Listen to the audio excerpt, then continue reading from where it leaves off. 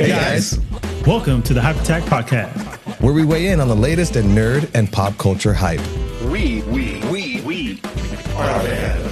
We're the excited conversation we all have with our friends about the nerdy things we love and geek about. We are the Hype Attack. I am the hype! Rudy's in my mind, stop swallowing. What's up, everybody? It's the Hype-tastic 4. Better known as the Hype Attack Podcast, where we weigh in on the latest in nerd and pop culture hype. Today we're talking about the Fantastic Four. Or Fantastic 2 Four. out of 4. Four. A Fantastic I knew Four. what you were doing. Yeah. Did knew. everyone notice how fantastic the four of us did that intro? Four I have- and a I- half on a good day. I have like intro ready for this. Look at All right. Look at the screen. All right. The Fantastic Four. Oh wait. Oh, hold- no, not that Oh, one. no, No. The Fantastic Jessica. Four. Oh, shit. God, Hold on. no, Yes. that one. Like, oh, there it is. There. Okay. Oh, Fantastic. Okay, I'll hit the falsetto. There you go.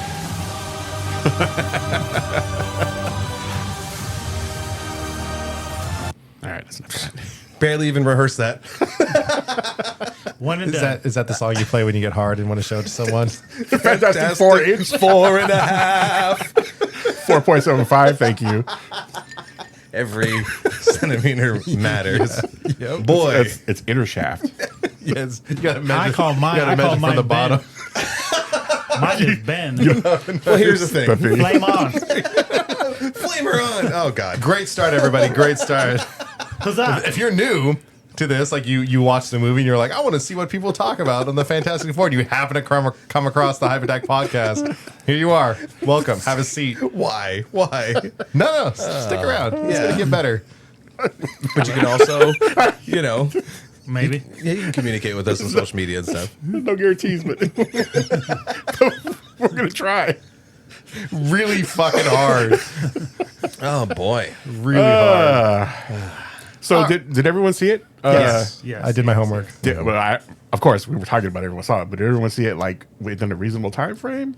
Or did this one you kind of like didn't feel the need to go out right when it came out? Well, it came out during Comic-Con weekend. Yeah. Still, like there was a whole day we could have saw it before, and I didn't go see it before. Not yet. We didn't go to Comic-Con. I really didn't rush to the theater. I actually just saw it today.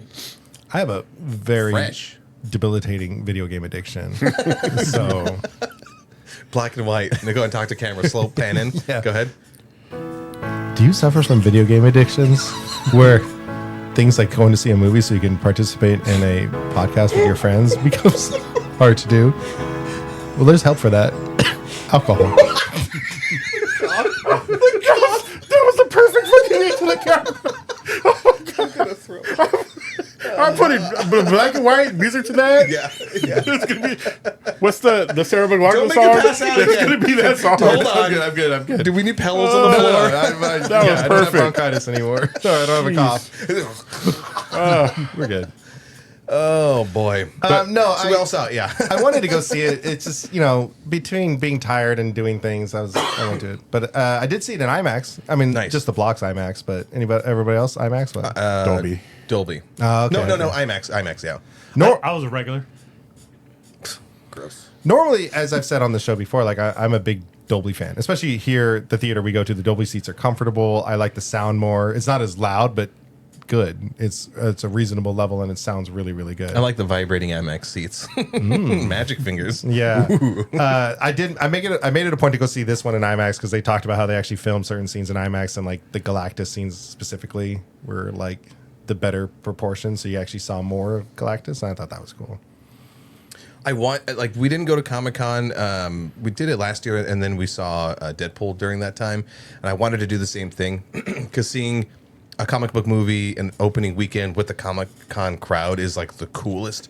The audience is electric, so Nerd. that didn't happen. Yeah, but still saw it, and it was a ton of fun. Better than the other ones that you popped up on there. Yeah, Although people will swear up and down. People swear up and down what? Chris Evans is my Human Torch. Get the fuck out of here. Jessica Alba is my Invisible Girl. The other guy is In no way, shape, or form should Jessica Alba ever go invisible. Her clothes can go invisible. That's it. They teased us twice in that movie too of a naked Jessica Alba. Notwithstanding full spoilers. Yeah. But And the baby dies. did anyone else see the posts that were like, if what's the actress's name in this one? Vanessa Kirby. Vanessa Kirby. If she is doing her fucking force fields and that little bit of blood comes out of her nose, the people are like, I'm walking out of the theater. Fuck that. Instead, they're like, no, let's really go full past that. like, Let's fucking kill her. Yeah, like, fuck that. They just killed her. Like, nah, it's too much. That was great. God, she was wonderful. I was waiting for the nosebleed the whole time, and they didn't do it. I was too. I was like, huh, good for them. Along those same lines, similar to our review of the Thunderbolts, which if you haven't checked out, it's available on YouTube and Spotify and everything else from this season, right? It was this season. Anyway, Yep. I didn't really roll my eyes at any of the jokes. It was another non-eye roller. Except for the, come on, say it. Say it. Yeah, it got a little old, but yeah. And the delivery was not great. No, I wonder if I would have enjoyed it more if it wasn't, that stupid joke wasn't teased like in all of the clips and trailers. Oh, see, I haven't watched too many of the trailers or anything Okay. like this. I didn't know it was teasing. Okay, yeah. So, but it was still was like there. kind of hit. But All right. I didn't roll Other my than eyes. that, Hold though, on. I want to go around the table. Jermaine, Pedro Pascal as Mr. Fantastic. What did you think? He was okay. Like, it wasn't like any of these characters, like, it's not like I look at him and I'm like, oh, like, that's Mr. Fantastic. You know what I'm saying? He did a solid job. Out of the three, though, which one did it best? They're going to come at me in the comments. Maybe the first. I don't remember his name. Do it. Yeah, we need more comments. It would be great to have two. The We have first to. Reed Richards. But like he's just like Reed Richards. I go to these movies, but there's nobody like I'm saying like, oh my god, he was like oozing, like yeah. Reed Richards. You know what I'm saying? Like they play their part, but yeah, he was a good one. I would probably say him and then the first guy, which I don't remember his name off the top of my head. Did Miles Teller do fucking nothing for you, dude? Did you not like the part where he's like, say that again? It's pure cinema. I probably should have watched those other ones to prepare for this So question. terrible. I'm looking at the names of the cast for the first one. It was Chris Evans, Jessica Alba, Michael Chiklis, and Eon Gruffudd. Bless you. Gruffudd. And then How the fuck did that get past casting? the guy And then from what about Nip old Tuck. boy? Ian Nip Gruffudd. Tuck? And then Julian McMahon as R.I.P. Doctor Doom. Go ahead. And then we have one more Reed Richards, right? The Miles Teller one? Miles Teller. We're talking about the one in the 90s. Yeah. No, not the No, 90s no. one. The 2015? So 2012. it was Ian, Miles, and then Pedro. no, the one we got the little cameo where he turned into spaghetti. Oh. where, Oh. Wanda. Krasinski. Krasinski. Krasinski. Everyone wanted that so bad, and then we got it, and then everyone was like, okay. Yeah. You said it best, though, that no one, no one that really stands out as, like, who is a great Reed Richards? What was that one person in mind that's like, oh, my God, how did they not cast that person? I don't know enough about the Fantastic Four to make really that call. I think visually, I agree with Jermaine. Like the first one kind of like looked like Reed Richards, like comic Reed Richards accurate.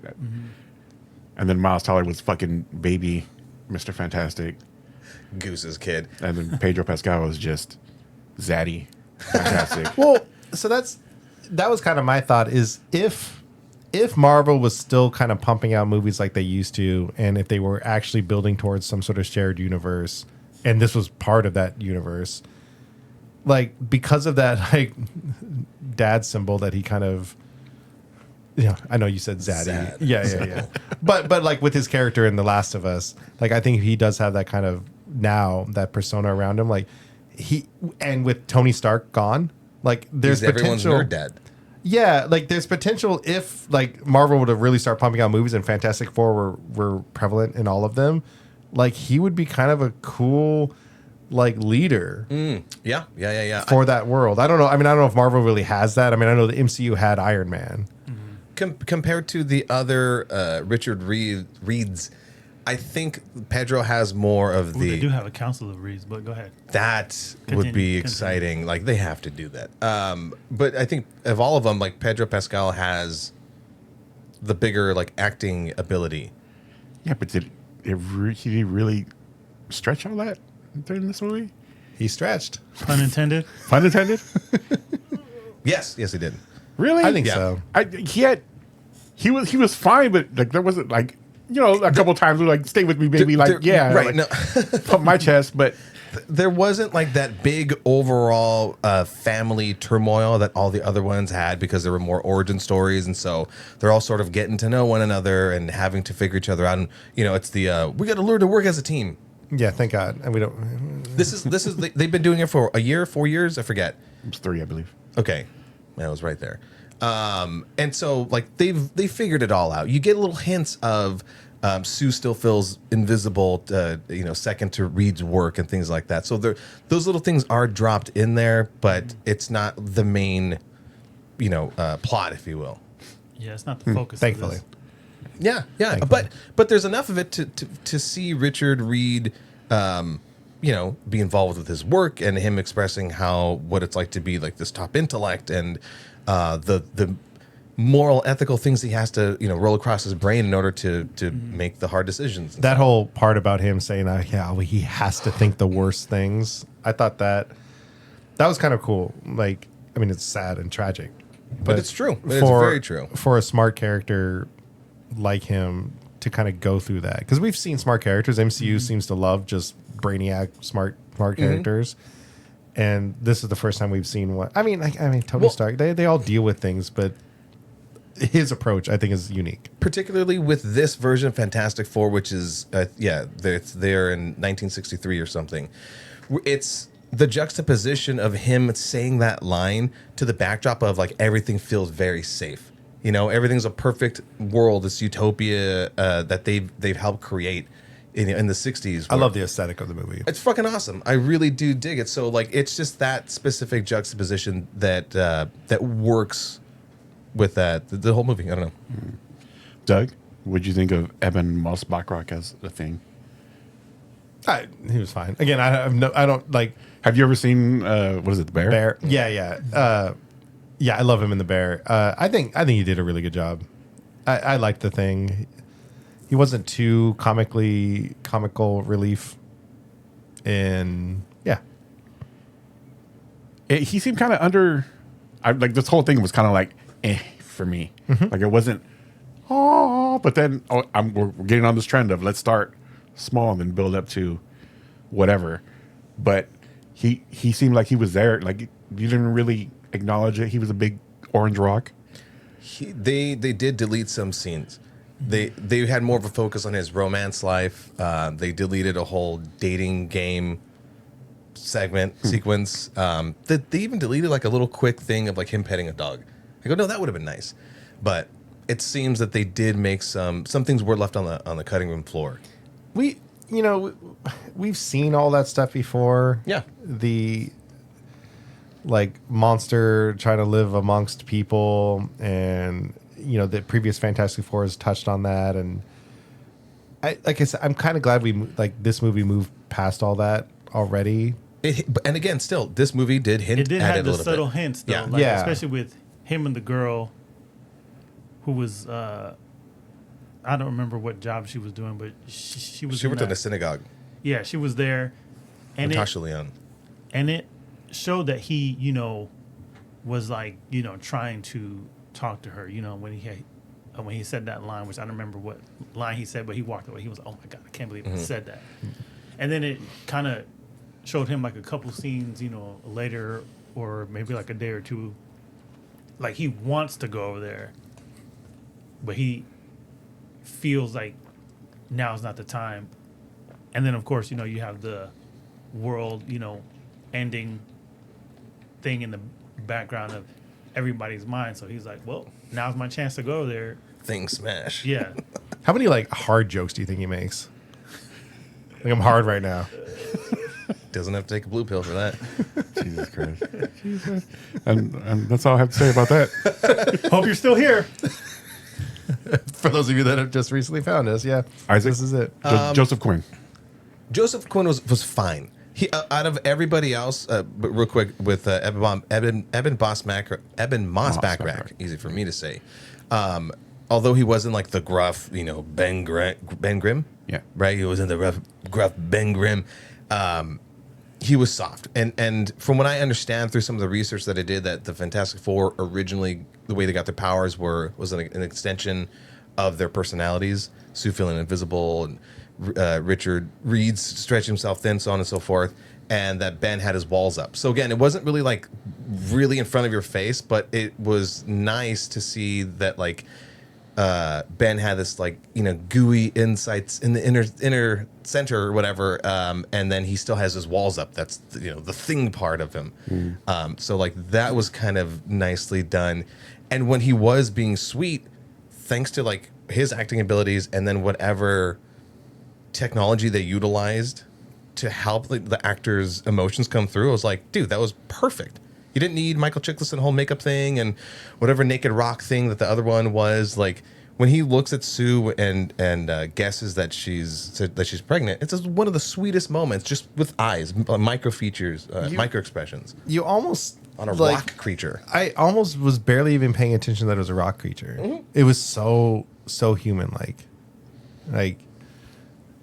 And maybe the fact that they didn't bring it up a lot too. Like it was just kind of like, yeah, he's there.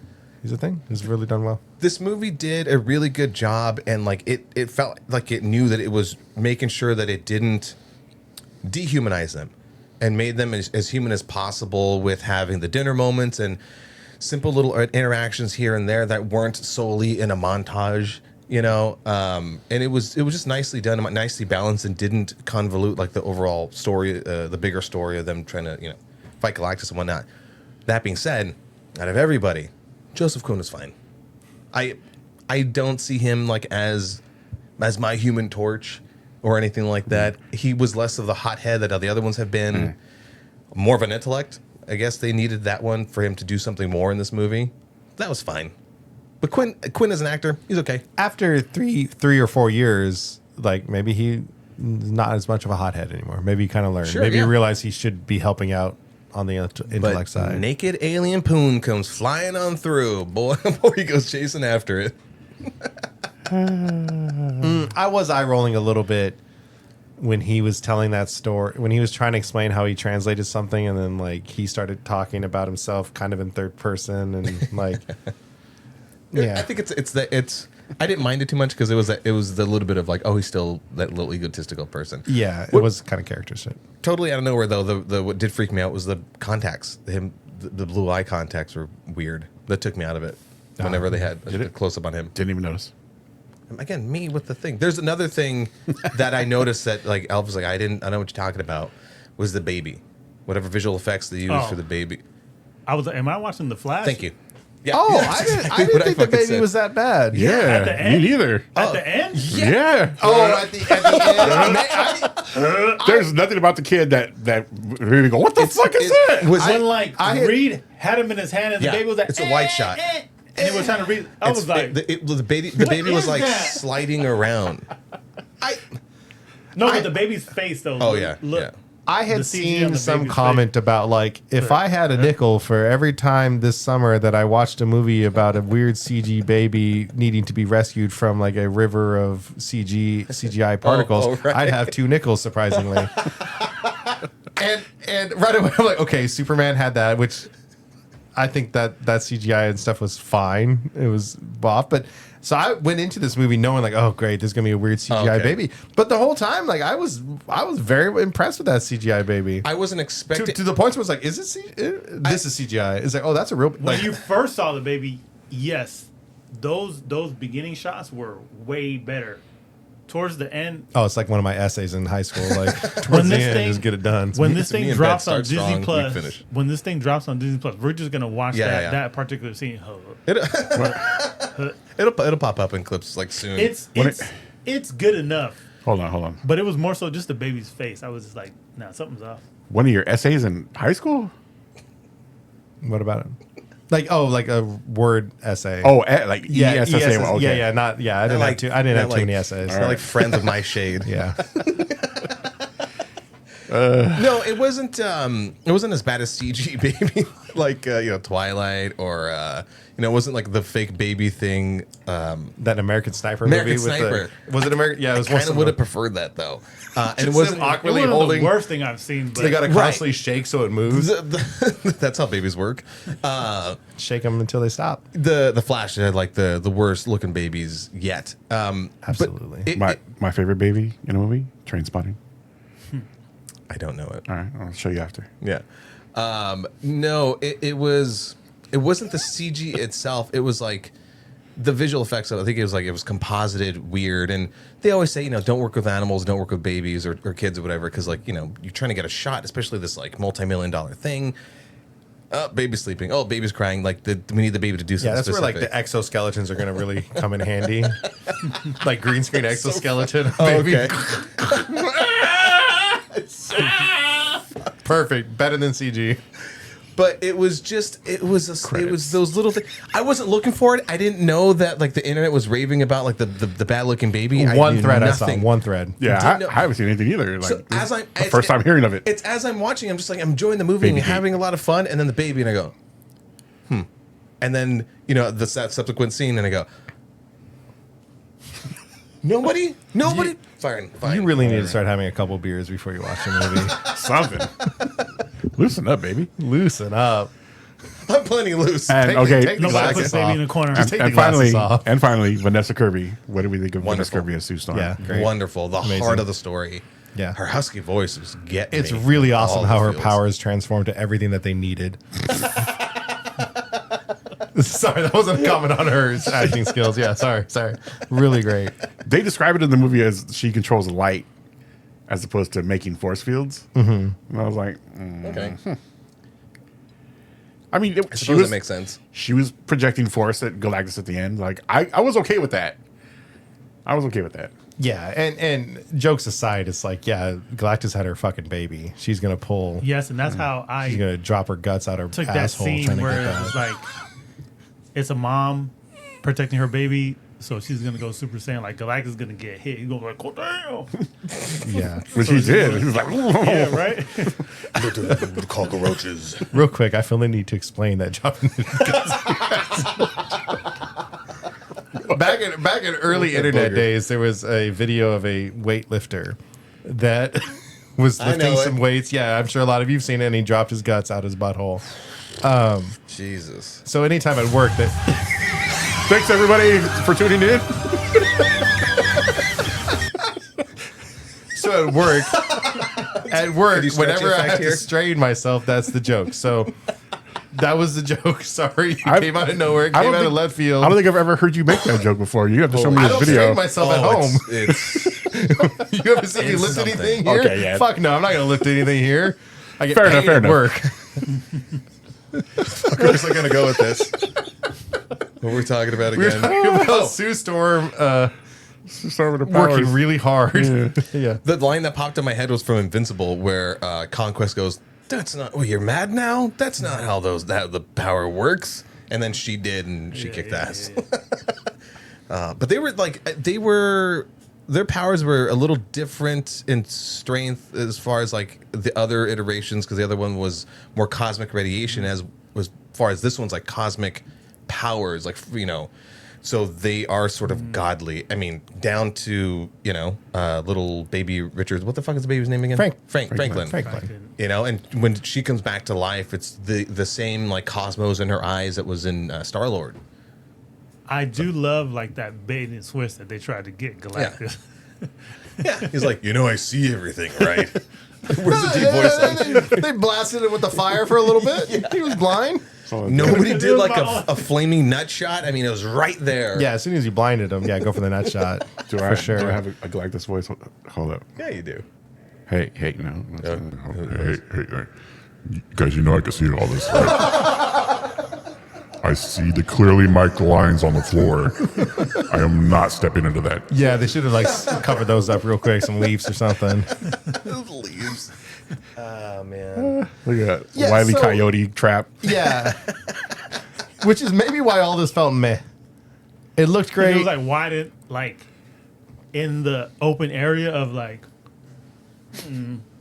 and it's marked off, and it has these pillars. And Silver Surfer, what's her name, already went and destroyed all of them, so she knew what was up, and I'm sure she wouldn't mention that to him. No, because she changed her mind. But like not within that moment. I don't know. The whole thing of like, and then she went to go cry off in some other world until they really needed her, and then she came back and go, okay, you need that little last second, the threat. Man, but how about her surfing abilities throughout this whole movie? The chase scene was the coolest. Like that space chase scene. When they were inside Galactus ship with the lava, all of it. The looks fucking great. Chase scene when they were trying to warp out of there, and then even when they went to the black hole. Oh yeah, I was like, you can call it that. Yeah, that's hot. Dude, she was going to rip the baby out of Sue. Mm-hmm. Like that was going to happen. Like I looked at each other and go, that bitch is serious. Yeah, it's fucking crazy. Yeah, raise the stakes. Hopefully they have like a neonatal care for like premature. I got a fun story about that. Oh, do tell as I get a drink. I learned this today. Oh no, this is yeah, we can get a drink. Oh, nice. Apparently, almost 43 years ago, my dad was ready to buy a new truck, and then I was born premature, and had to spend 2 weeks in intensive care, and my dad couldn't buy a truck. I learned that today. That animosity still exists. I think. I was about to say, real story. My dad, there's no animosity. I don't know. It's been sticking with me all day. I was like, that's funny. Anybody? Yeah, sure. You can have one. That's fine. Oh, no. Does anybody want one? Fucking idiot. Yeah, you can share my stuff. It's cool. Yeah, go ahead. I bought He pointed it out to me I earlier. bought it for you. Go ahead. Son of a. Give me some. We want one of your beers. Give me one of the nectars in there. Okay. For those of you that are listening to the show and not watching, which you should be watching on YouTube, youtube.com/the Podcast. Nice.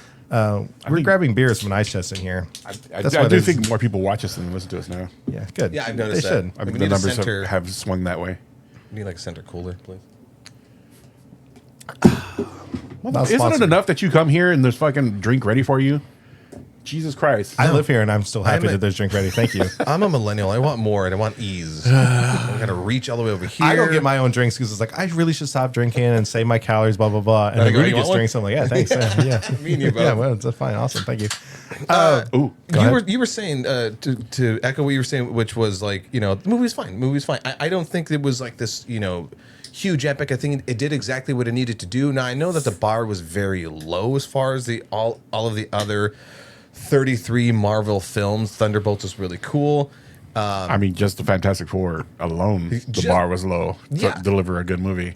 And so, it they didn't stumble over that very low bar. It did what it needed to do. It looked great. I think it continued to point MCU in the correct direction. This is also following Kevin Feige announcing that they're gonna reset things into a singular timeline. So, that's the one that's really good. It was very safe. Hell yeah. Yeah, very safe. Especially the first act of it. I love how it was intentionally very safe, and then when shit got serious, it was like, whoa. But it wasn't to that level of like, whoa, shit's really dangerous. Like technically they killed Sue Storm, but she was a super baby. She came back. and we knew we knew. Jack brought her back. It's fine. Jack, yeah, exactly. I just love the fact that we actually got to see Galactus this time. Yes, He wasn't like a cloud. and he looked amazing. He looked really good. I feel like they just used him to make everyone happy. I was happy that this movie essentially started with a montage of like, hey, here's the Fantastic Four like doing all this stuff. It was kind of cool to see because, like I've said before, we were like, I feel like it's been a while since we've seen heroes actually being heroes, actually kind of doing the day-to-day stuff. We didn't quite see it in that montage, but I think it was implied. And like they were fighting all these various supervillains. We got Mole Man. Who was the star of the show? Yeah. Or movie? John Malkovich was. I think they did scenes with him as The Red Ghost? Red Ghost or something like that. Yeah. Apparently, we'll never see it. I think he was like supposed to have a bigger part in like actually helping them. Yeah, I think. yeah. I mean, the fact that they mentioned all those supervillains at the beginning, like it would make sense if you had a longer movie to like they all come back to help fight Galactus, or to show like how much the Fantastic Four like really changed people. Earth together. So that was cool. Similar, and because obviously we got Superman just a couple weeks ago, And so this was the big summer head to head. Even though things don't need to be a competition, stop fucking. And they both taking had- unnecessary camps. They both had those crucial moments where Superman got that cryptic message, about his family, like, oh, you're supposed to, take mankind or take over mankind, blah, blah, blah. And then the people automatically turn on him. And then all of a sudden they're like, Galactus wants your baby? Mm-hmm. And you said what? You better serve that up on a platter. Yeah. They were like, hey. But both of those movies, and both are kind of reboots also, like chose to, Superman full on ignored previous story and just ran into it. And then this movie chose to do like a pretty quick little montage of showing us who they are and then went into his story. I appreciated that. Like, I thought that was really cool. Yeah, well done. But We touched on the aesthetics of the movie, the 60s or whatever. Yep. But the 60s and the sci-fi that they mashed into it, like, I loved it. I dug it. super cool. The space shuttle and then the little hyperdrive ring, like all that shit, like FTL. tickled me. Yeah, the FTL drive. All that shit was awesome. Like just skipping around the multicultural whole, like Jermaine said earlier. Everything that added a little bit of sci-fi to it felt really well done, even with the 60s. 'Cause like 60s is, 60s. I usually don't in my head go to the 60s when I think of futuristic sci-fi shit, but it worked and it worked well. It's very Jetsons, like it's futuristic and analog at the same time. Sci-fi was very big, I think, during that time period. And I think when because comics had their, their golden age back in like 30s, 40s, 50s, then McCarthyism really kind of just shut down comics. And the comic book code was created during that time. And so there was a lull throughout the 50s of comic books. And then in this like late 60s, they kind of came back with like the sci-fi flair. So that's why Green Lantern switched from like the Gotham hero that we knew as Alan Scott, like switched to like this whole big sci-fi cop thing with Green Lantern Corps. And then Fantastic Four, I think, was because they were never golden age characters, right? I think they were introduced in the 60s. I think they were one of Marvel's first new comics within that time period. And again, like that big sci-fi kind of flair. So like that time period for comics was heavy sci-fi. So it was cool that they went back to that in this movie. What happened? I blacked out. That was good. I concur. I was trying to find like a comparison of the box office to date. Galactus, well done, well, good looking. Finally got like a to scale Galactus, not a fucking space cloud. But to me, just from some of the stories that I've read him in, like he's far more of a threat than I think the four of them could have taken on. So I think they kind of definitely depowered him a bunch for this movie. And I'm like, when they threw his ass into the portal, I'm like, I hope he comes back. I hope they like give him the put the respect on his name that he deserves. Yeah, Ghost Rider should have came in the last minute from the 90s cartoon. Yeah, like I said, I'm not a big Fantastic Four fan or Marvel fan generally at all, but Galactus seemed like a very, very big threat that, Thanos was a huge threat, and we got that kind of build up to Thanos, and he whooped ass. And, then Marvel was building up Kang horribly, and I think they knew that. It started off great with the He Who Remains and Loki. Like, they were setting up something amazing, and they fumbled it. And now I know they're working towards Doomsday with Robert Downey Jr. as playing Doctor Doom, but, like, I feel like the way that they did this movie with them being in another universe, like, if somehow they had, like, figured out Galactus was going to go to the main MCU, or there is a Galactus in that universe, and they come to like gather the what's left of the Avengers to face them, like that feels like would have been like an epic battle, epic scene of seeing the Avengers and the Fantastic Four and whoever else like taking on Galactus. Galactus has always been like Fantastic Four's villain, though, right? Yeah, but who fucking cares? Like, bring him in. Yeah. Well, and then. Not to go on a tangent, because Go for I know we should rate movies based off what we are or what they are, not necessarily what we wish they are. I was talking to Rudy earlier today, like how I have always wanted a actual trilogy for a superhero movie. I know we've had trilogies, but they're hardly like an actual like continuing story trilogy. It's like them figuring it out as they go Yeah, along. and I know like Mark Millar, the writer behind like Wanted, and did he do Kick-Ass? He might have done Kick-Ass. Anyway, he talked about if he were ever to do a Superman movie, he'd want to do a trilogy. And Zack Snyder, I think, was kind of heading that in that same mindset of like a continuing story. So watching this, I was thinking about it. Even though I said earlier I appreciated the montage at the beginning and then getting into Galactus, but it still felt like a very just truncated, like felt like a very serious story and a very big story, but it was just kind of like told. And then the fact that the end of the movie was, you'll see the Fantastic Four again in Avengers Doomsday. So not even like Fantastic Four 2. It's like, okay, I feel like this movie was created just to show us the Fantastic Four, and then they're going to throw them into the bigger movie. This movie, like, it feels like, God, if they had the commitment and the money to just commit to a trilogy and show the Fantastic Four, not that we necessarily needed to see those beginning years again, but like giving us some of that and then some of them fighting Mole Man, something weak, and then end with the cliffhanger of the Herald showing up, and then the second episode could have been her kicking their ass, ultimately still knowing Galactus is coming, and then the third movie could have been that like a big long fight. Like there's so much potential with like a trilogy, or at least even a sequel, like a dual movie, like longer story with the cliffhangers, with I don't know, like an epic story. It But instead honestly, of just like a it could work if Marvel would have got on their shit yeah 5-6 years ago, like after Endgame.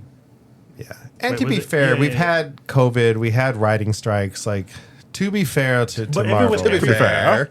But even with everything that they put out, like it's like you can have like they came out and said we're not gonna have this 10-year arc. Lies.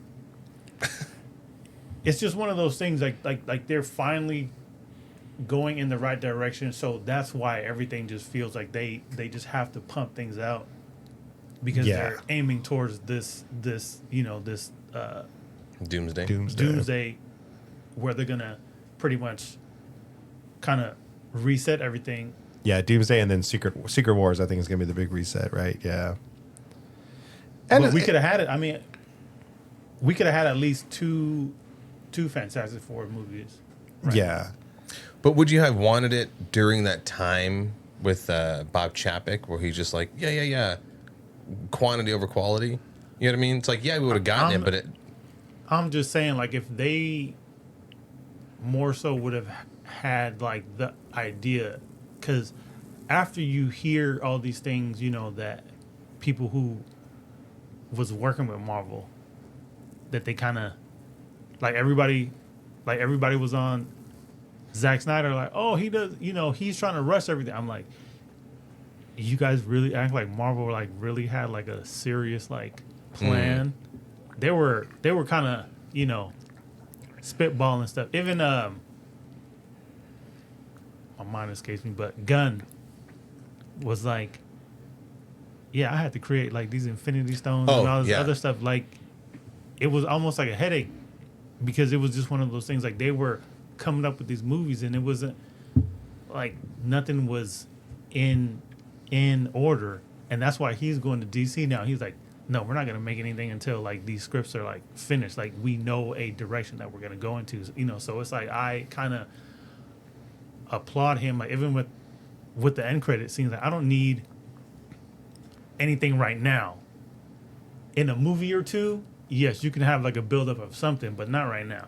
We've said it before, where you and I had our last argument about like mid and post credit scenes, especially when they're making false promises. I don't like when they're just throwing it out and just, you know, dangling an open-ended thing. I like when they tease the next thing that they know is confirmed. When we know it's in the works, not a fucking, you know, a post-it of a script that's on a fucking top of a shelf getting dust. Like, we know this thing's happening, so yeah, we're gonna then tease you to the next thing to kind of connect it. Though I do appreciate that apparently the writer for this movie had no idea that the Thunderbolts post-credit scene was going to be the Excelsior coming through like a portal. I was wondering about that too. Yeah, Like, the whole time I was like, when are we going to see them? Like they're not going to do that, huh? Yeah. I was thinking maybe the post credits or something. It's like, okay, so apparently I have to take a piss break. I'm so sorry. piss break here. Ready? 1, 2, 3. My God.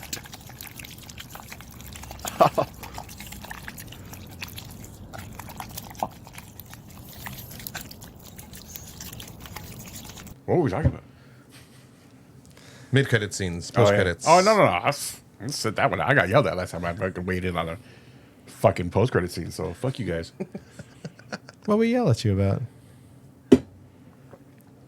No, I'm not. We're not getting back into it. I don't want to get yelled. I don't want to fucking remind you guys get it again. No. Hold on. Okay, yeah. Bitch, I'm sorry. I apologize. Fucking assholes. Oh. See, even the most perfect couples can have. Man, we was just ripping. So what else about this fucking movie, huh? Honestly, We're done. Thank you. yeah, Yeah. that's it. That's, Yeah. Like it it's was really straightforward. like it was. Like It was solid. I just.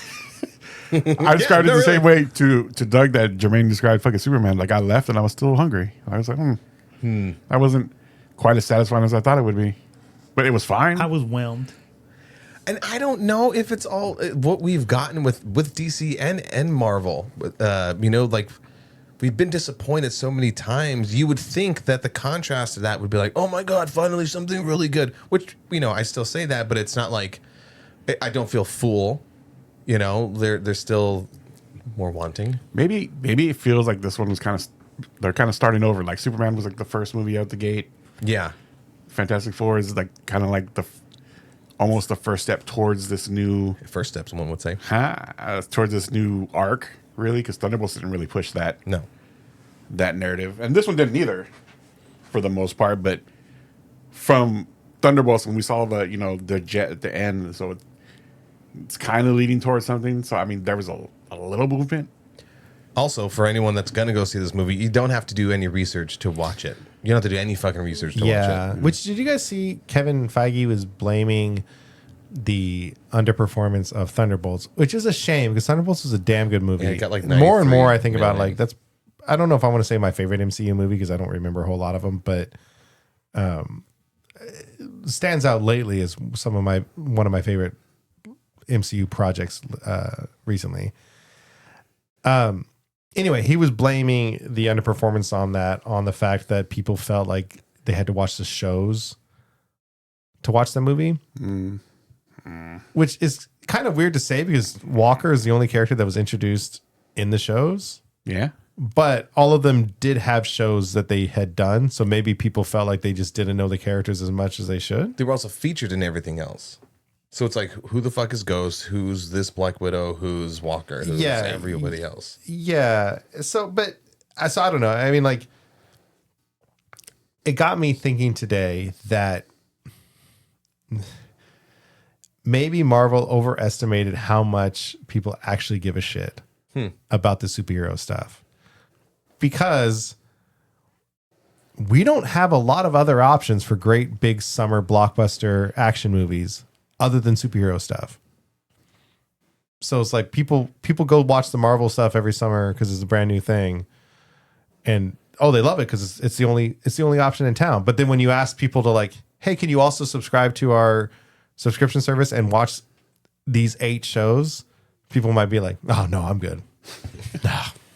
No, I'm fine. Do you think because we got like the big, Iron Man, Captain America, the Thor, like the big main characters out of the way now, and we're kind of like wading into the Marvel pool of like, side characters, B characters, Who whatever theoretically could be a lot more interesting and sometimes are. that people are just kind of like, my original childhood heroes aren't in this anymore. Yeah. Yeah. Whatever. Yeah. I'm sure there's It's so also much more playing so into it. because they still have everybody scattered. Like they're not building like a team yet. Like we've gotten so many shows. I know most of you have seen all the shows. I haven't, which I don't know if I would go back and watch anything, besides like Daredevil or anything like that. But in all honesty, do you guys feel like,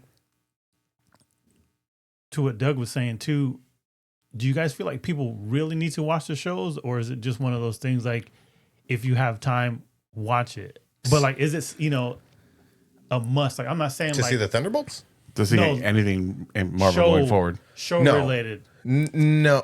Now, if they're gonna make the timeline singular, no, not anymore. But with the Thunderbolts, you had to have seen a handful of things, and then obviously with fucking Brave New World, you had to have seen everything, damn near everything. I'm exaggerating, but like you had to see a lot of shit that when you try to, not to do the whole Brave New World again, but like when you have to try to explain it, it's so clunky, It's a shame though. I mean, I don't know if any of the shows are a must, but they have introduced characters. They have introduced things that, like, when Doomsday happens, like, it would be cool to see Agatha show up with her coven. It would be cool to see She-Hulk, maybe even like something quick. But like, I'm curious if they're just going to ignore all those characters. Ironheart, right? Like there was the planned movie, the Armor Wars or something. I think that's been canceled. So it's like we got this Ironheart in Black Panther, and then we got her own little 6-episode thing. Now, granted, they leaned into magic, which I feel like some of those shows, which maybe that's the route they need to do, is like maybe the shows could all do like kind of the Young Avengers magic stuff, and then the movies do everything else, and they could just separate them and they don't have to worry about it. But it would Or be like cool the to see. Brown team, and then you have like the big, like superhero team for the movies. I honestly feel like I don't want to say that they kind of like wasted their time and money with all these shows, because I don't like. It's not that I'm saying that you could, that they should only make movies. You know what I'm saying? Mm-hmm. But I just feel like if you guys were like really trying to build something, you guys would have had all these characters that you guys were already throwing out there, already assembled in something by now. So when these last two epic movie comes out, that how we feel about these movies coming out lately, how it's just crammed, jam-packed, everything, because you don't have like a dynamic with anybody. Like Right. when this person meets this person, like it's gonna be like their first time meeting. You know what I'm saying? Like they're not gonna have any type of dynamic. That's a very good point, because we've Yeah. talked about that before, how Infinity War and Endgame worked so well because it was basically a Thanos story, because we knew the heroes. We knew they knew each other. There was still some fun interactions with Star-Lord meeting Iron Rocket. Man and Rocket. But excuse me. Get it out. But you're right. Now that they've done zero setup for these characters to get together, we're going to it's going to be either clunky or overstuffed. Like Doctor Doom's going to show up, and then someone's going to have to assemble a team. And then at the same time, we also still need to know who Doctor Doom is, because they didn't introduce him in this movie. He was at the end, in the mid-credit. So like, we have no idea who Doctor Doom is. We have no idea why he's Robert Downey Jr. or is going to look like Tony Stark. We have no Avengers to meet him. I just hope you just that it's not completely gonna be a killed movie. any fucking hype I've had for this. but it's going to be garbage. That's why, like, honestly, like, I know you guys, watch the shows because it's, Marvel shows, and it's, you get little bits and pieces, but I don't want to waste my time. That's more so what it is with me. And if I'm watching, something that's 8 episodes, whatever, 9 episodes, 10 episodes, whatever the case may be, and it's going to lead to nothing. Like, I'm at that point now where I have millions of things that I could, watch or whatever. That's going to be way better than that. I partly agree with you, because it's so interesting. Because if every single Marvel show and or movie needed to build up to the next thing, it would kind of get annoying for me. If they needed to feel like they had to shoehorn it, or angle it in a sort of way, the way that how James Gunn had talked about. Well, now they needed a reason for these things, and that wasn't even part of my main story. And now it feels a little bit out of place. So if going forward they are all, communicating what a concept and are all in agreement with, the next thing is going to be this, if it's going to connect, but like not in post, You know, like Yeah. if they have a finished script, kind of how James Gunn is talking about, like, I'm not greenlighting anything until it's actually like, you know, mostly well done in script form, and then we're not changing things around in order to try to connect stuff, then that'd be perfectly fine. But, you know, I would like more of a focus on story. You guys are talking about, like, you know, everyone feels sort of just kind of like forgotten and things like that. It's so tricky because it's some characters are going to be really new and some are going to be rehashed and some are younger versions. You know, you get Hawkeye and Ironheart. And I will give you like a perfect example of a solid movie. if you say Trap, No, once again, I mean he said it, not me. But however you say it, you know, Shang-Chi? Shang-Chi. Oh yeah, I forgot about that one. Where Shang-Chi. has he been, Yep. bro? Yeah. And it's just one of those things. Like I said, I don't want it to feel like that punchline in Fantastic Four where they're gonna like force us to, you know, it's clobbering time, you know. I feel like we're gonna get a movie. Like, I'm not saying it's gonna be awful, but it's just gonna be one of those movies like where you're gonna watch it. Yes, it will probably have some epic moments, but I feel like a lot of things are kind of gonna feel like it's forced on us because we've had no dynamic with anybody. And maybe this and that's reset. just one of the reasons why Maybe they this need reset, to do the reset. Yeah, it's going to be that chance to go, okay, forget. But then again, it's, you know, nothing has been confirmed other than Doom is going to look like RDJ. It's going to look like Stark. You know, open-ended stuff. But my question is, who are they? Are they going to bring anybody from everything else? Into the reboot? Yeah, I kind of would like for them not to. I would like a them not to, completely but- fresh start, because then, like somebody had said, like, well, then how do you have them interacting? If you just have a completely fresh start, a clean slate, fuck up from there. I mean, you could You know? theoretically, like, if the fresh start is like some sort of portal opens to a new world or something and someone survives, or so there's some sort of reality warping field and someone protects themselves or something from it. But at this point, I don't know if I need to see any of these actors. I mean, everyone loves Tom Holland as Right. Spider-Man. Like, I know. Actually, I don't know, but I think DC has done a thing. I at least know CWDC did a thing where it's like the multiverse. They're playing around with it, and then everything was just on one yeah. universal Earth. Yeah. And then they go what back and But what DC did with the animated universe is what I've been saying they need to do in comic book movies if they're gonna continue to push forward. Like, you have like what you got in the like first 10 years of Marvel. You have that great epic saga, and then it ended with Endgame, and then have something happen, and then the universe just reboots, and you're going into something else. real quick. Yeah. I mean, specifically with the Fantastic Four, I was thinking about that while watching this movie. It's like, it's a shame that they had that whole the rights issue, right? Because Fox had Fantastic Four, so Fantastic Four could never be part of the original. Same with Spider-Man. Sony finally started cooperating with them. Same with the X-Men. It is a shame, like watching this, like, it would really be cool to see this Fantastic Four working alongside Captain America, working alongside Iron Man, and all those original MCU characters. Which, again, the reboot. I guess to answer your question, I would like to see these four continue into the reboot because they're relatively new, and they could, because maybe they're going to come anyway. Back to what you were saying earlier, though, about watching the shows and whether or not they're going to go anywhere. Like, at the end of the day, I watched a lot of those shows because they're superhero shows, not necessarily because they were part of the Marvel universe. Right. Them being part of the MCU like helped, because it's like there's an established world or something like that. So, like, I feel like, the shows could be something where it's like, maybe just make a good show and introduce this character, and, like, you could tie in some stuff, or like maybe they need to have one show, like when they did the Nick Fury show. What was that called? Was it Secret Invasion or No, something not like Invasion, that. or Invasion. Yeah.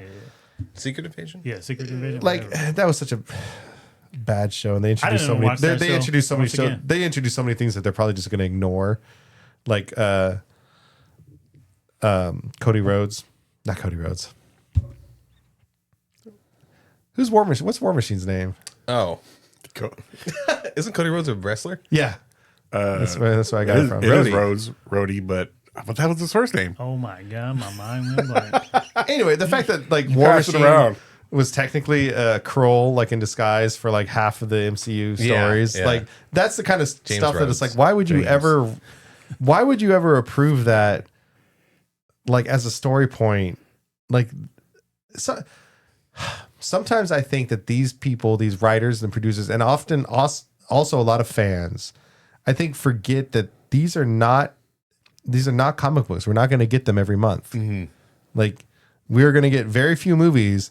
Don't start a storyline that's not going to get touched on. Like don't tell us that not Cody Rhodes, that War Machine. Just say Rhodey. Rhodey, thank you. Don't tell us that Rhodey was an alien for half of this MCU, and now we're questioning whether or not was he the one that was actually like paralyzed, or at that time wasn't that still the Kroll? Like, yeah, it's a big question to leave hanging there. Just don't do that stuff because there's not enough time to cover it all.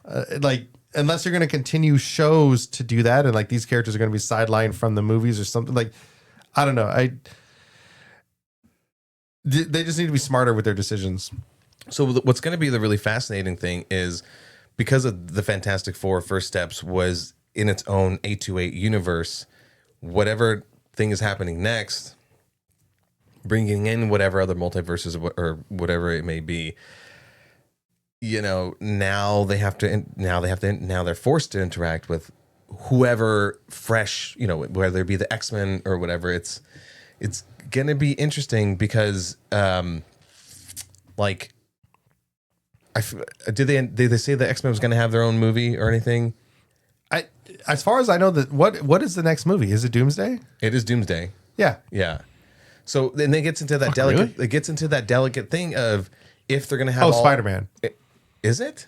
I don't know. Spider-Man is in the works. I'm trying to think of what movies are in the works right now. Doomsday for sure. And Spider-Man.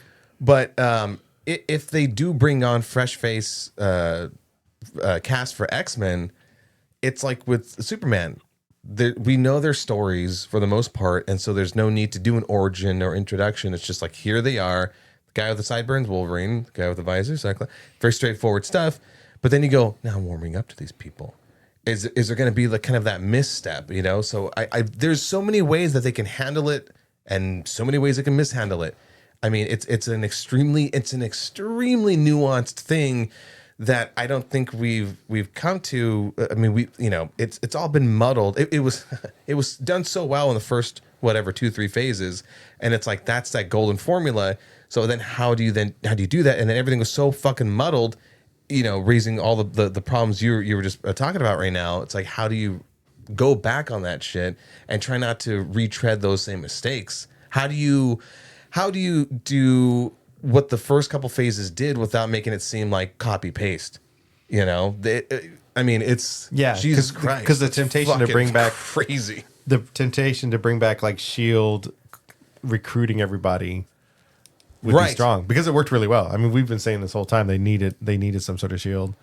X-Men though, going back to the shows, X-Men I think would be a good one to have the X-Men movies with the main X-Men cast that we know, and then you could easily do an X-Men show with some lesser known mutants.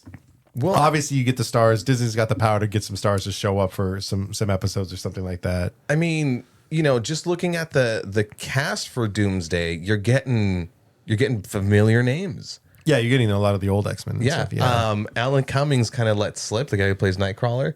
He let slip when he was hosting Jimmy Kimmel, and then they had the cast of Fantastic Four on. And he had a Fantastic Four on, and he let slip, and I think he got in trouble where he's like, that in another interview, he said it was nice being Nightcrawler again, and he's having to punch Pedro Pascal. So you're like, so they're having a little squabble. So what's the context of that? Obviously it could be a quick, stupid, simple thing that, like that still frame of Superman with putting his boots on, then we overthink the shit out of it, as we tend to do as nerds walking to the podcast. But, I mean, it fucking can mean anything. It's a very lazy way to end my statement, but really, I mean, we're in the infancy, in the first steps. We're in the infancy of this thing. I can speculate all fucking day. But man, those last two big movies though are gonna be. Hopefully, it is going to be Spider-Man and then Doomsday. Oh, so we do shit. get Spider-Man. Spider-Man's supposed to be the summer release, and then Doomsday is in October, December. So there is potential. I doubt they'll do it because this is the movie that's supposed to show Spider-Man being on his own or something, right? But there is the possibility that they'll end it with Captain America, the new Captain America, like trying to recruit him or something like that. Like that. Honestly, that's all I need. I need some sort of like feeling that there is a movement. I know Thunderbolts ended with him taking over, or no, Brave New World ended with him taking over as like forming the new Avengers, right? And then Thunderbolts played on that of like we're the new Avengers, and there's a copy. They made all sorts of things about that. But I said it when we were covering the Thunderbolts, but like that time jump, it was what, like 18 months or something like that. Like that's a big span of time for a lot of shit to happen. true. So maybe Spider-Man movie could even hint at like there already is. Sam already has started making Avengers. Will we see Spider-Man and the Avengers with a Z outfit? Stay tuned. Before we wrap this up, Jermaine brought it up earlier during the pee break. Paul Walter Hauser as Mole Man. We didn't mention him in the main discussion, and he deserves a little nod because his Mole Man was Oscar scene stealing worthy. Yeah, when he was on screen when he came in. Just I don't like him. Just that butter me up. He's like, no, I don't want you to tell me. I want him to tell me. You know what? When they would have the compilation of like them fighting regular crime and the little montage stuff, it was so funny because they're like, Mole Man tries to steal the Pan America building or whatever, and it is so silly, but it's like ripped from comic books. Yep. You're like, that's what it looks like in real life. Silly, super silly. Yeah. I'm glad they're fighting Galactus. Well, that movie, and then like Superman kind of did it too with like the background, like, oh, that's just an intergalactic imp. The Justice Gang got it. Like, Love it. yeah, it's like kind of fun to see finally some like actual comic booky bullshit. Exactly. So I'm, both of these, I think DC and Marvel, I feel they're heading in a correct direction. Whether we're going to get something that is so epic that we leave the theaters full, I don't fucking know. The amount of popcorn I eat, I generally. Did you see that Galactus bucket? $80? Mm-hmm. Like the biggest commercial bucket. No gracias. I forgot how many ounces of popcorn that holds. But no, I was looking at the box office, and not that it was a competition or anything like that, but Fantastic Four and Superman were basically neck and neck, honestly. Like, it was just by a sheer $1 million that Superman beat out Fantastic Four as far as like opening weekends and overall box office numbers. But it is exactly where it should be. Yeah. I mean, we can look at the RT score if we want to. What do you guys rate this percentage wise out of 100%? No, I'm kidding. 44. At 4.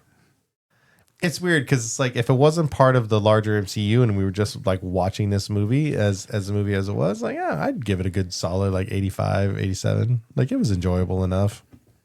Jermaine? I give it like the same thing like I was giving like Superman. Like, it's like 70, 75 for me.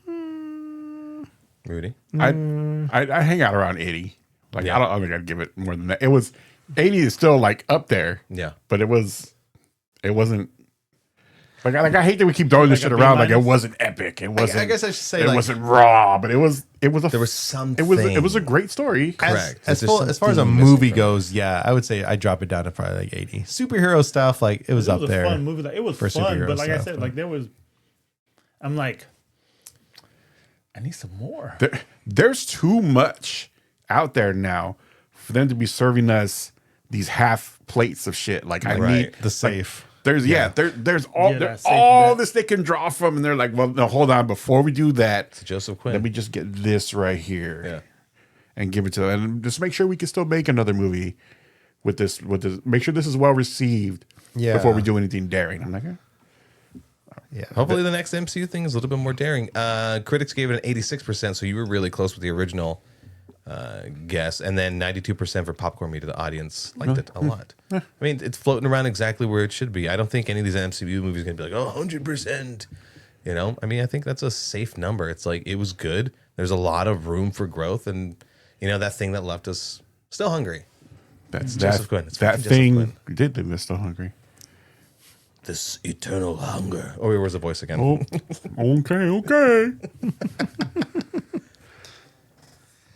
I would say, like, you know, Well, I gotta get the old dusty trail. all of the movies kind of, I mean, all these superhero movies have that like plot armor feeling where it's hard to get like invested in the stakes. Yeah, I agree. This one felt like even more like them being brand new. It's like they're not killing anyone. Like, oh, she's dead. Okay, like It's been, that's what I mean. Like by the Silver Surfer just coming out of nowhere, I'm like, you were crying off at a distant thing for like all this time. You could have been helping now.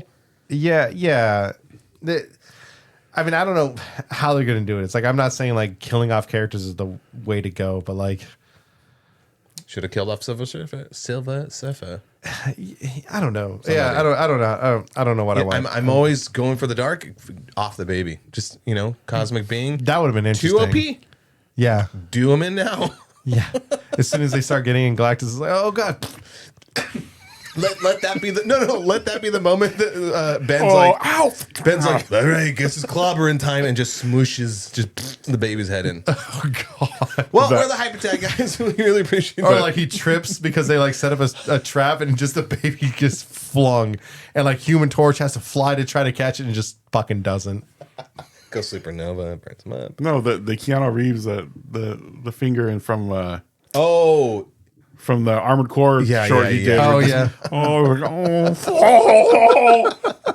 Do you remember that the Michael Chiklis the thing where he's like he can't figure out how to like eat and drink stuff. He's breaking everything. I want that stage of Ben, just like, hey, I killed it. Oh my god!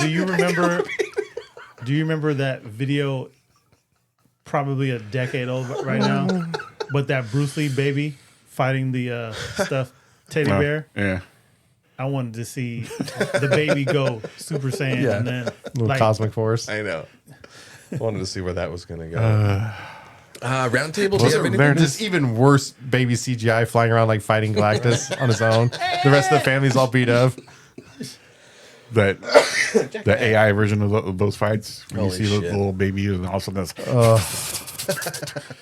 Oh man, that baby has AI pains me. two binkies like Kratos is fucking wielding them shits like nunchucks. Oh man. Do you guys have anything if we round table hype? I mean, Comic-Con happened.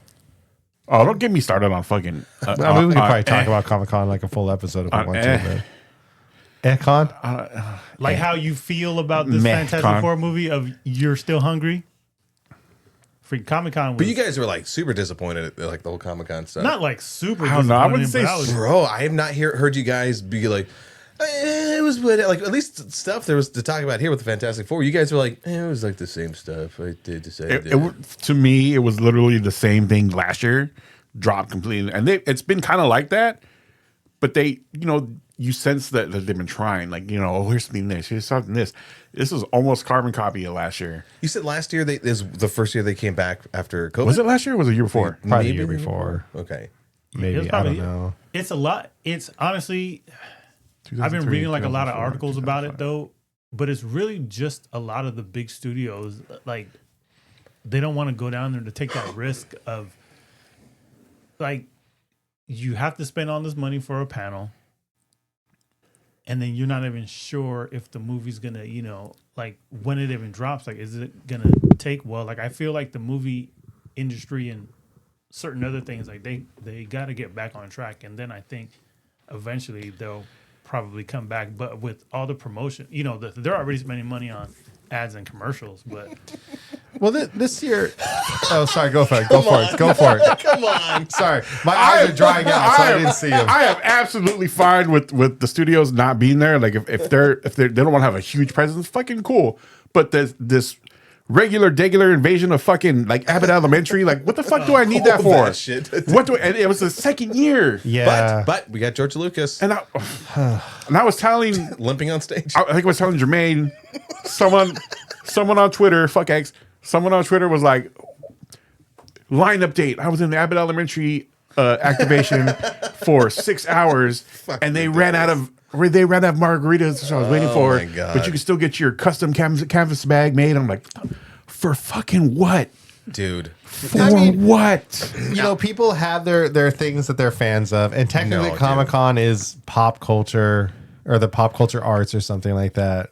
Alva was telling me that today that Wednesday the Netflix show was having like a pop-up drive-through thing in Norwalk at a Wendy's restaurant. Oh yeah, yeah. And that people were waiting 8 hours to do the experience. I'm like, Jenna Ortega better fucking wash in my car in a bikini if I'm waiting 8 hours for this shit. I mean, don't forget there is content creators. She's legal. No, I get that. Sorry, we're Norwalk, but why Norwalk? Exactly. That's all I had to like. Exactly. Sorry, go ahead. Doug. Yeah. I was like, there are content creators, and something like Wednesday, like there's going to be content creators based around that. But they had that access yesterday. Yeah. So like, yes, I totally. I asked the same thing of Alva. She's like, no, they did that yesterday. It's like, oh, then that's fucking lame. Yeah. So Comic-Con, I'm with you, Rudy. Like, I don't really care if the movie studios aren't necessarily there, but like, so DC and Marvel had booths in the hall. Marvel was just doing Fantastic Four shit.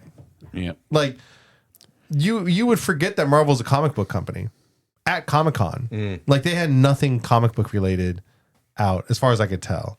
DC at least had like the big banners of like the Absolute stuff. They had like a big banner like that had like a big mural of a lot of the Golden Age and Silver Age comics.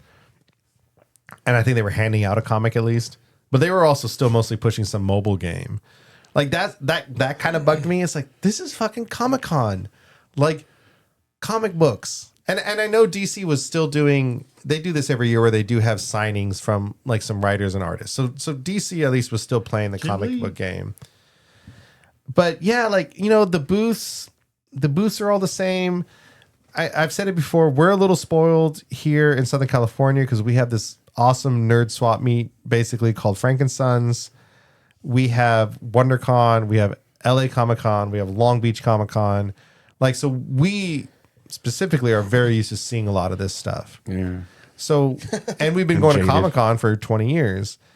So I had to remind myself, like, when people were like being annoying and walking weird, it's like, oh no, they haven't seen this before. I know I mentioned like the Labubu thing was very big there, which I get. It's a popular thing. It's a hobby.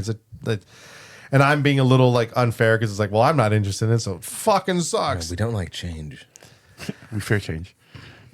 But even beyond the Labubu stuff, I also feel like I'm a 42-year-old man. I'm about to be 43. Like, nostalgia is apparently our generation's thing, but it's kind of beginning to bug me that like all of these companies, all these action figure companies, comic book companies, studios, all of them, their big new thing for Comic-Con is like, hey, we got another fucking Voltron.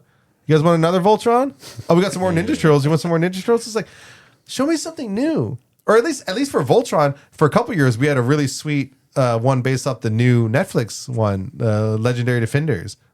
Like, at least it was a new Voltron. But now, no. We're back to announcing old school Voltron again. And it's slightly fucking different. Studios. Yeah. You're not going to get that new Well, stuff. that's why I was excited. Mr. Beast was down there with a whole new line of toys for a new animation. I'm not a big fan of Mr. Beast. I don't watch him enough to really have an opinion on him. But it was some fucking new stuff. It was some cool looking toys. And that like, is- thank you, Mr. Beast. That is like a common denominator topic that everything really does centralize around, which is like 40-year-old fucking men that can't let go of Ninja Turtles. Well, I mean, I'm even one like- of them. I can't. even but like how we're That- talking about like no, Fantastic Four and MCU. It's not DC. that. Okay. So these maybe like- this should be a whole like, other episode. We've probably mentioned needs to these studios, you know, with these same characters, right?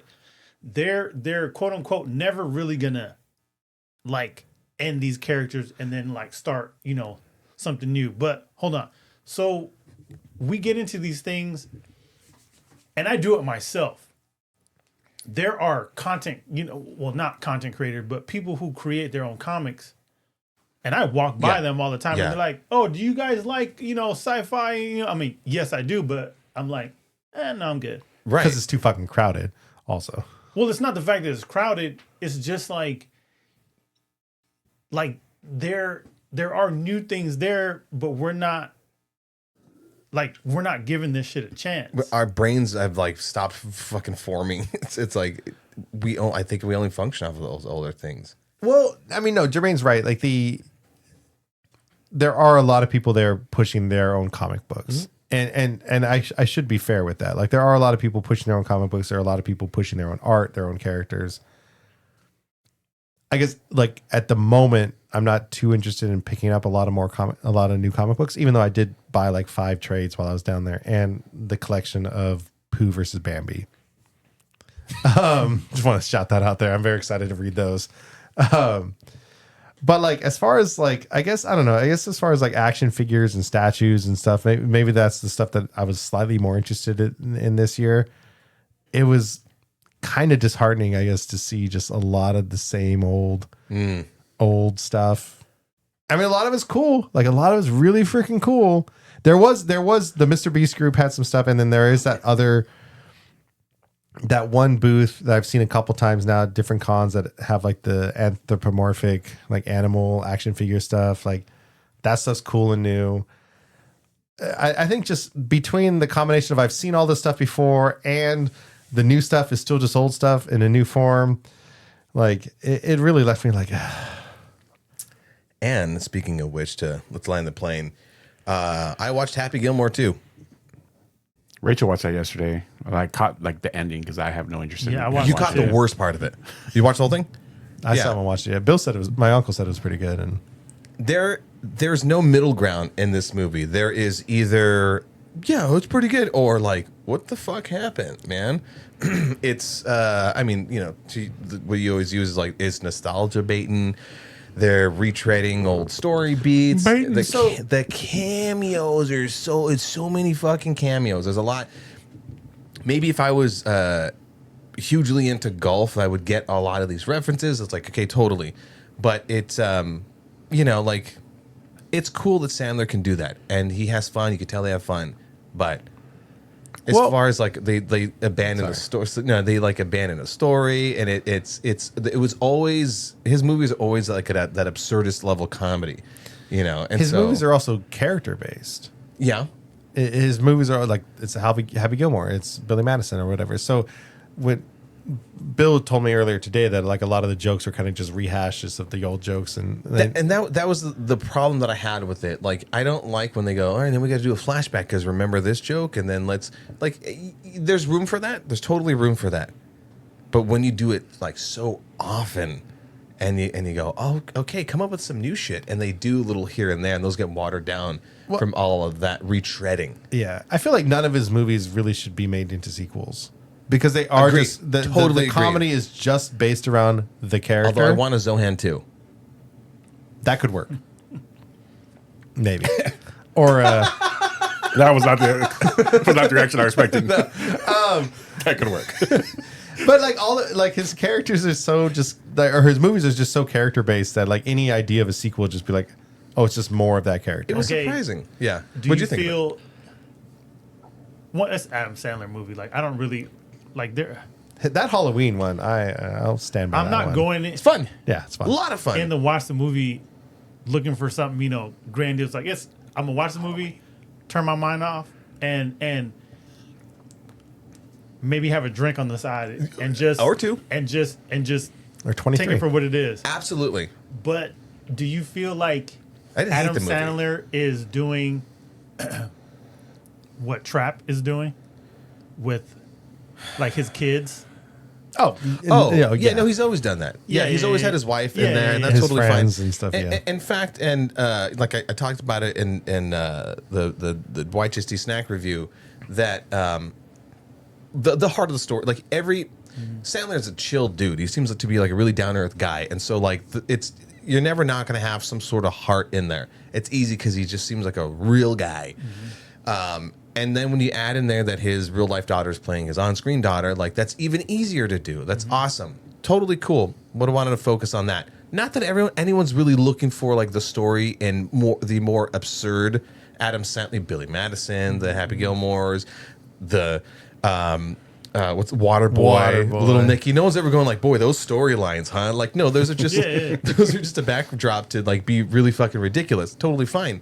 But they had their own jokes. They had some of their through lines of, with Snyder or somebody going in the back saying you can do it.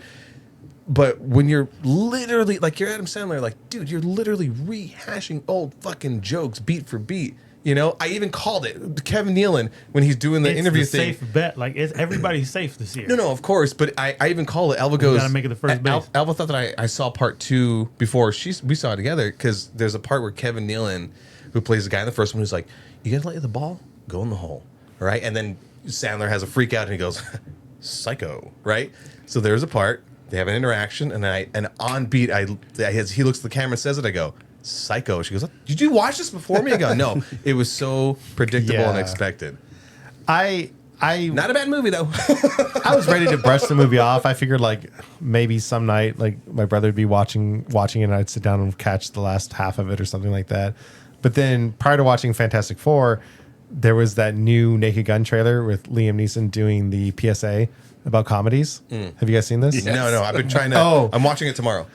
I've been trying to like keep away from anything. Oh, the trailer shows nothing about Naked Gun, right? But it's just a PSA of him talking about comedies being rejected and not showing up in theaters, and it's just showing clips of like all the greats, like Tommy Boy, and like talking about like the shared experience of a comedy and like laughing and like quoting and stuff like that. After watching that, I'm like, you know what? I should watch the Happy Gilmore too. I'm curious to see where and you I take this absolutely want to go watch Naked Gun in the theater. I want to support it because I guess it's been a while since I've really like wanted to go watch a comedy. I guess because I have that video game addiction that I've talked about before. Again, too. I thought about doing it, but we want to plan that. Yeah, go ahead. We want to land the plane. But yeah, there is something to a good comedy, and especially seen in the theater with everyone laughing and not being on your phones. I was thinking about that too, like watching a comedy at home. Like, there's a good chance I'll miss a joke because I'm checking my phone because I can't control myself. With with Happy Gilmore too, man, it wasn't even like being on my phone.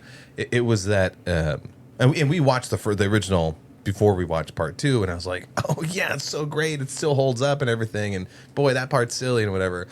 And then as we're watching part 2, like again, it wasn't terrible. It was fun. I'm trying to turn my brain off and accept it for what it is. And then that last 20 minutes just like fucking jumps a shark, and I'm looking at the clock like, when's this over, dude? Yeah. Put me out of my misery. Still no Jack and Jill though, so that's cool. Anyhow, I do want to hear what your take is on that, and I guess next week or next episode, I'll let you know what we think about Naked Gun, Liam Neeson. Oh my God, there's a. Is that coming out this weekend? It's coming. Yeah, it's out now. Oh. I'm seeing it tomorrow. There's a clip. He's on a radio show, and they ask him, like, your deadpan is so good. Like, how do you keep yourself? And you have to like want to laugh and ruin a scene. And how do you keep himself from laughing and without missing a beat? He goes, "I think of my dead mother." It's fucking perfect. Beautiful. Awesome. Alrighty. All right, so if you haven't done so already, follow us on social media at The Hype Attack on Instagram and TikTok. Go to youtube.com/The Hype Attack Podcast, where you can comment and like and be part of the bigger conversation. I stole your line. That's fine. No, if you didn't hear any of that, you can also just go to thehypeattack.com and find all those links. Bingo. Yeah, it's not an exciting site. Yeah. But and yeah, keep the conversation going. DM us, leave comments, send a carrier pigeon, homing pigeon. What are they called? Homing pigeons. That's from like worms. Old man. I don't know. Yeah, if you know where we live, come to the house and say hi. Send a raven. Yes, the raven. There we go. Communicate with us somehow. Let us know that we are reaching you in your hearts. Yeah, real sincere. I actually like that. I'm sorry I left over that. And in the meantime, I was going to do my close. Ali Ma. Same hype time. Same hype time. Yeah, once we reach you enough in your heart, we will take it. Same hype time. Same hype channel. We did it. By golly, we did it. Allegedly. We did it. That was good.